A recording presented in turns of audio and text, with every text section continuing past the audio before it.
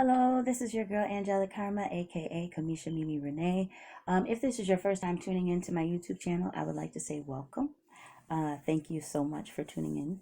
If you do like the content of this video, you may like, share, and subscribe. If you want all the latest updates of my new content, feel free to hit the notification bell, and you will be updated on any new material that I put out. So I just wanted to start by saying with this channel, you're going to get a hodgepodge of a lot of different things. I have been through a lot of different obstacles in my life, and I like to address things and shed light on things because for so many years, especially, well, let me start by saying have been diagnosed with bipolar disorder, one, rapid cycling, and I was also diagnosed with PTSD and ADHD. However, I am on no medication. I feel like medication is a good thing for some people, and I feel like to each his own. I would consider at least trying it and consulting with a doctor, but for me there were so many other side effects that I felt like I wanted to try to find a natural way of coping. For me, it's cannabis. You know what I'm saying? To each his own. For me, I would rather use medical marijuana to lessen some of my side effects of my condition than deal with so many other side effects that these synthetic drugs and pharmaceutical companies have come up with. But that is my own personal opinion. I feel like I operate much better with just the use of cannabis, so that's just me.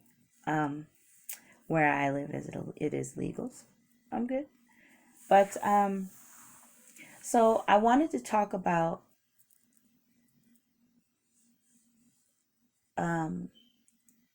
being ostracized when you have a mental illness.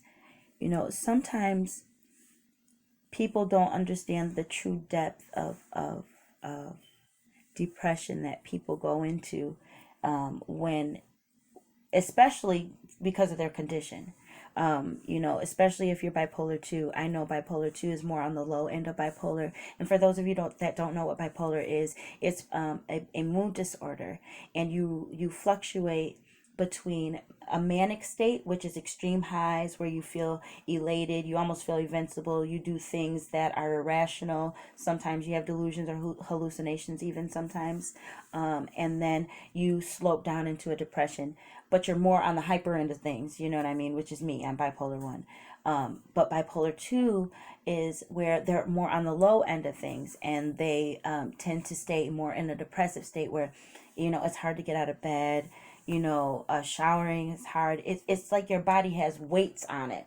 And the harder you try to get out of bed and fight it, the more it takes over you. And then you have people, and then that's the hard part. You have people looking at you like you're lazy and you don't want to do anything, and they don't understand like how powerful the mind is to overcome you, where you truly feel like your body is a ton of bricks and you can't even move, and you can't explain it to people. You can't. As much as you try, you can't. Especially if you're in a relationship where someone is taking care of you. I have always been, like I said, I'm more on the manic end of things, so I like to get shit done. So I'm not. I've been codependent. I learned my lesson from being codependent, and now I am very independent. And I operate in my independence by learning about my condition and learning about ways to counter my condition.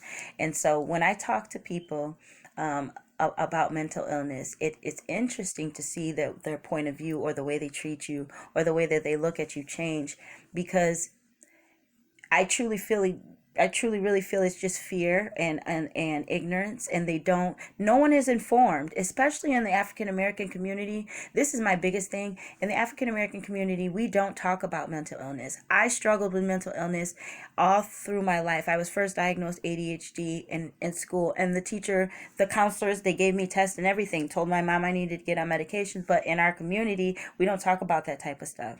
And this is in no way knocking my mom, because that's just how it was, you know what I'm saying? Like, we can't help how our culture is. And she did the best she could. And my mother was a single mother, and she had many obligations, and I was very, very, very hyper and into shit all the goddamn time. So excuse my French. But yeah, so I wanted to open up a dialogue about how it feels to be ostracized. If you find out that someone in your immediate circle, your family, has mental illness, I would encourage you to reach out to them as much as possible, especially right after they tell you, because sometimes they will get in their head and say, man, I probably shouldn't have said that. And then a vicious cycle starts with some people where they start thinking that no one understands them. Then they start questioning, why are they here? Why are they on this earth if they can't get it right? And then with the systems that we have set up, even if you wanted to file for disability because you don't know how to cope with your condition, you can't, because you have to wait 2 years with no job, no income, no housing in order to just even file for disability so that you can take care of yourself, all the while you're struggling trying to take care of yourself. So I get the despair that happens, because in this world, you just have to fight through that shit, because the system is not set up for people with mental illness, and it's not set up for minorities with mental illness. So if you don't have a strong spiritual connection with the Most High, the universe, whatever you call it, if you don't have a strong connection with the source that brings you life, the life giver of all things, then you will succumb to mental illness, and you will be a statistic. But I refuse to be a statistic. I have so many odds against me. I have mental illness against me. I have gone through addiction. I have gone through molestation. I have gone through domestic violence. I have gone through mental abuse, emotional abuse. I have been ostracized. I have been through everything a person can go through, and I'm still standing. I'm still standing because God showed me a way that I didn't have to depend on nobody but Him. Nobody but Him. When people were closing the doors in my face and locking me out of their social circles and judging me and looking at me like I wasn't nothing, God told me, you know what? You are something. And I'm going to show you, without nobody helping you, that you are something. He will make a table for you in front of your enemies. If you have a mental illness, there's something that you're extraordinary at that you're not seeing. So find out what your talent is. Find out what your unique gift is and hone in on it, and make sure you practice. I started later in life. My goal is for young people to start early in life. You don't think the way the world thinks because you're not meant to think the way the world thinks. You're a change agent. So if you're a change agent, find out what your talent is and change the world. It's that simple. It's that simple. Don't feel alone. Don't feel like you're by yourself, because you're not. God bless you.